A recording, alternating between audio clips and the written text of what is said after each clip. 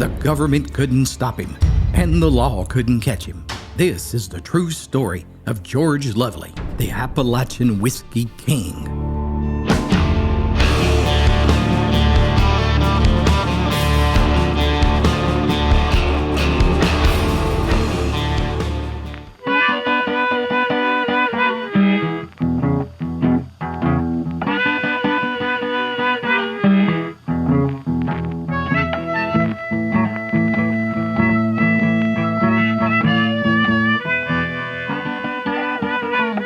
It's no secret that white whiskey and Appalachia have a long history together. In fact, it's almost as if the stuff just seems to flow out of the mountain streams themselves. There's been no shortage of brawny mountaineers who have perfected the art of turning the pure mountain water into sweet Mountain Dew.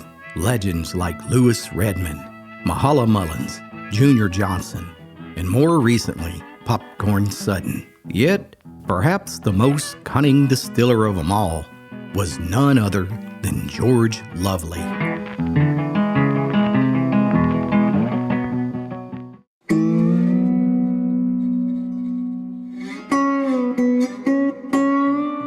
Our story begins in 1896 in the hills of Tennessee. After the conclusion of the war between the states, northern industrialists descended on this rugged and wild area, buying up thousands of acres of land, which just happened to be full of coal seams. With dollar signs in their eyes, those bankers quickly cut a path through the virgin forest and railroad tracks were laid. And soon, thousands of men from all over the world began flocking to East Tennessee to take the first paying jobs that had ever existed in the area. That's right, coal mining was the gold rush of Appalachia. And boom towns sprang up everywhere, full of men looking to make their fortune. One such town was Coal Creek, nestled in a narrow valley surrounded by Walden Ridge. The town literally sprang up overnight, so fast that none of the muddy roads even had a name. Even though there were 10 businesses lining those same streets, there was a timber yard that produced the lumber needed to build the banks, hardware stores, company stores, you name it. Nearly everything that an up-and-coming town needed. The coal mines ran non-stop, with the workers spending 12 to 16 hours a day in the darkness of those dungeons with a pickaxe. It was a mighty rough way to make a living, breathing that cold, damp air while performing back-breaking work for poor wages. But they put their head down and they got the job done anyway. And as bad as those working conditions were, it produced a powerful thirst in the men. And that thirst was for booze.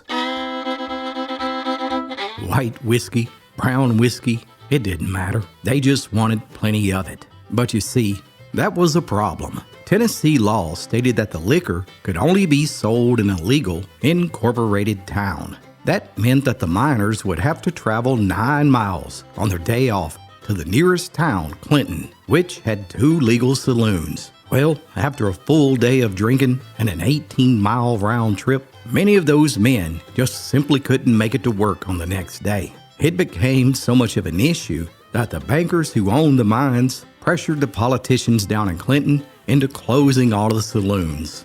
Now, if a miner wanted to get his whistle wet, he had to travel over 30 miles each way to Knoxville. And as you might imagine, this hurt the morale of the workers, but it greatly improved employee attendance.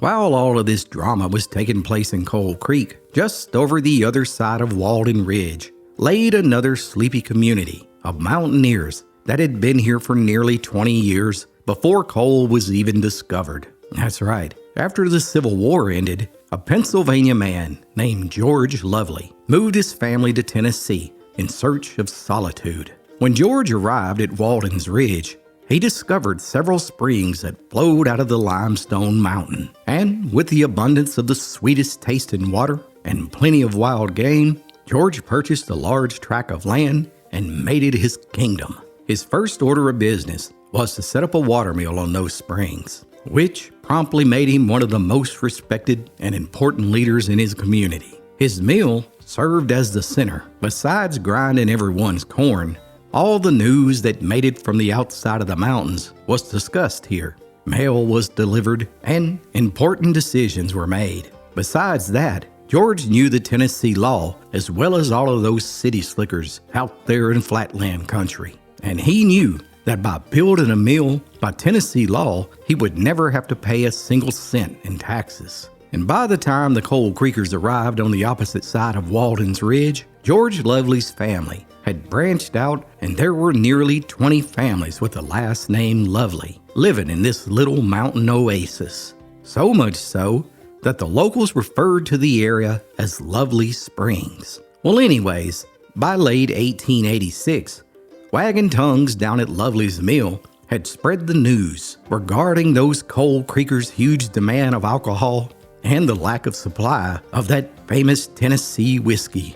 Is that a fact? George thought to himself as he poured another sack of corn in the hopper to be ground into mill. What a terrible predicament for all those coal miners to be in, with those dry throats and not nary a drop of Mountain Dew to knock the dust out of their guzzle. No, that's no problem at all. As far as George could figure, it weren't no hill for a stepper like himself. Well, within weeks, George had built himself a still next to his mill where he pumped it full of that delicious spring water and his freshly ground corn, and he began pumping out nearly 100 gallons a week of White Lightning. He promptly set up a distribution center where he ran a wagon load of the spirits across Walden's Ridge each day to Coal Creek. And you talk about good stuff. The miners couldn't get enough of that sweet liquor that kicked like a scalded mule. Just like that, George was running the largest white whiskey operation in East Tennessee. But as you know, alcohol and loose tongues go hand in hand. And by early 1897, federal revenuers got wind of George's operation and they decided to shut it down. Yet when they arrived at Lovely Springs, there wasn't a single drop of whiskey to be found. And the mill, well, it was as clean as a whistle. They searched for hours, and they finally gave up and returned over the ridge to Coal Creek. But that night, the revenuer, he just couldn't shake that sneaky suspicion out of his mind that old George was still hiding that booze. So, under the cover of darkness, the lawman made his way back over Walden's Ridge, and lo and behold, there was a huge pit dug in the ground next to the mill. It seems that Mr. Lovely had been tipped off and buried his loot. And during the day, he had dug it back up. A quick search of a nearby shed yielded a staggering 475 gallons of whiskey. They seized it all and even took the still and stored all of it in the basement of the Clinton post office for safekeeping, they said. George Lovely had been put out of business for good. Or had he? Well, stick around, because George was a lot smarter than those lawmen ever dreamed. And what happens next would change the entire history of America. Nothing goes better with an old-fashioned story on a Saturday morning than a cup of coffee or hot chocolate in your Appalachian Storyteller mug. Get yours today by clicking the link below. George Lovely wasn't the type of man to let the government come in and walk all over him. No, sir. It was a coal miner's God-given right to drink whiskey after a hard day's work.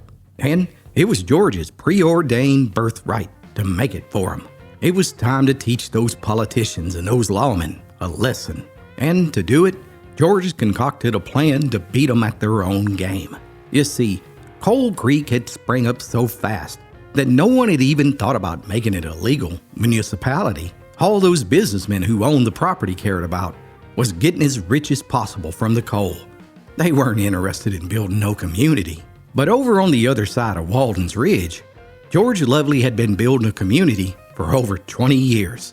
And by God, if Coal Creek wasn't going to incorporate into a town, George decided he would beat them to it. Now, George knew the law like the back of his hand. And he knew that to sell legal whiskey, he needed a federal alcohol license.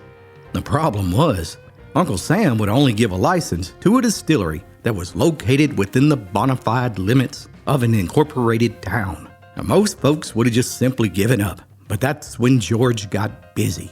The mountaineer sprang into action and began posting signs all over the area, notifying the 17 registered voters that lived in the vicinity of his intentions to create a town. Next, he collected the signatures of 14 voters, and he drafted a petition for a town charter, and on June 8, 1897, George filed his petition with the Chancery Clerk of Anderson County, Tennessee. He quickly began running advertisements in the local newspaper, notifying the public of his intentions to create a new town. And 13 days later, a referendum was held, and 17 voters cast their ballots in favor of the new town. The official charter was signed into law by the Tennessee Secretary of State on June 21, 1897. Next, the voters elected George Lovely as the first mayor of Lovely City. And in his first official act as an elected official, he petitioned the United States federal government for a license to operate the only federal distillery to ever exist in Anderson County, Tennessee.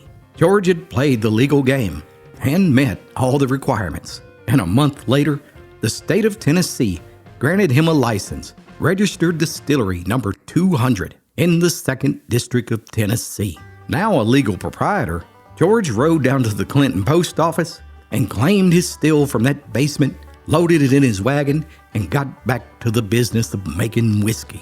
He hired a couple helpers, along with his son, and whiskey production began at full capacity. Now, they were pumping out 33 gallons a day of 110 to 115 proof Tennessee whiskey. There was even a federal inspector on site to stamp each barrel.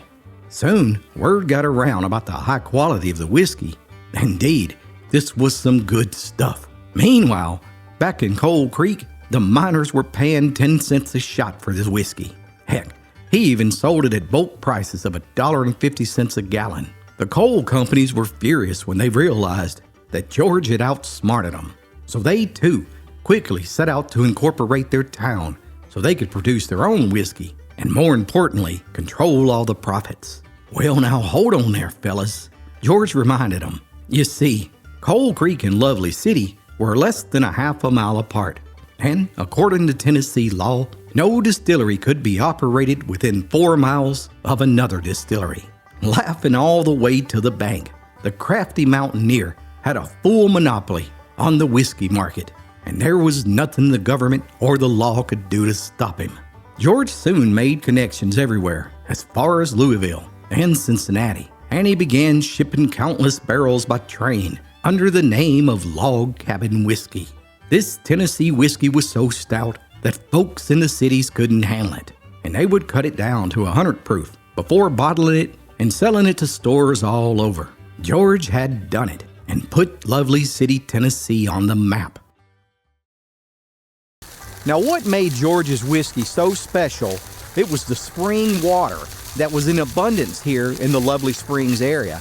The water filtered down through these gigantic limestone ridges that are surrounding this area, and they poured out of the side of the mountain. And George, well, he harnessed that stuff up in a pool and filtered it right on into his still. Now, behind me, these are George's springs, and as you can see, they still flow out of the side of the mountain today. Some of the best tasting water that you've ever had. Now, most folks have no idea what this pipe is sticking right here, but now you know.